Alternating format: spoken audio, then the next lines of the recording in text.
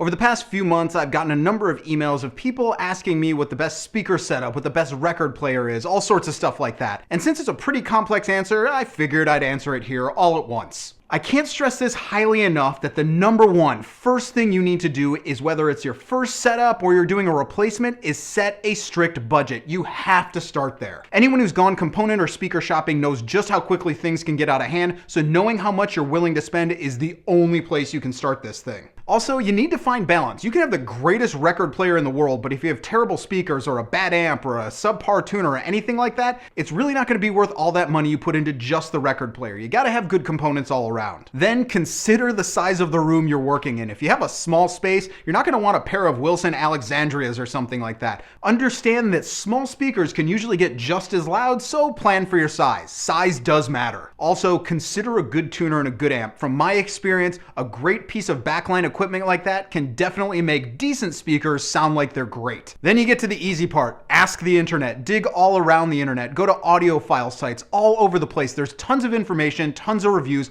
Any information you can possibly want, it's there. Find what fits you best. Don't listen to just one source. Don't listen to just a bunch of music snobs. Check out what the internet in general has to say, because you'll see the consensus and then you can make your own decision. Now, as far as my personal listening setup goes, it's actually been the same for the better part of 10 years now. At the very beginning of the chain, I have a Harman Kardon PA2200 amp and I absolutely love it. It's quiet, it gets a little bit warm, and it's pretty heavy, but it works and it's never failed me. That goes right into a Luxman TP114. Go look that one up on the internet. It's a fantastic piece of equipment. Mine happens to have seen better days, but again, it keeps working, so I'm gonna keep it in the run. As far as speakers go, I use these Infinity SM62. See, they're not huge, but they sound so good and they give me all the sound I need, especially with that amp behind it. I've never had a problem with these before. My turntable is one of my favorite pieces though. It's a Riga P1, and to tell you the truth, I kind of swear by the Riga P1. But I do know a lot of people who love and swear by the Project Debut line. I have no problems with those. I'm just a Riga guy. Both of these are what a lot of people would consider an entry-level turntable. They're gonna run you somewhere between $350 and $500. And honestly, if you listen to a lot of vinyl and you don't want your records to go to crap and you want them to sound good, you're gonna have to spend some money. With the low-end turntables, if they're under $150, you're gonna have concerns about their build quality, maybe a needle you can't replace, maybe a bad needle. There's all sorts of problems that can happen that low, so make sure you do your research. Good luck on your hunt, but honestly, budget first. It's the smartest thing you can do in this entire project. Then go enjoy your music. So those are my questions for this time. If you've got a music-related question, hit me with it at thedailyguru@gmail.com. You can follow me on Twitter and Facebook right here, and I'll see you guys again next time.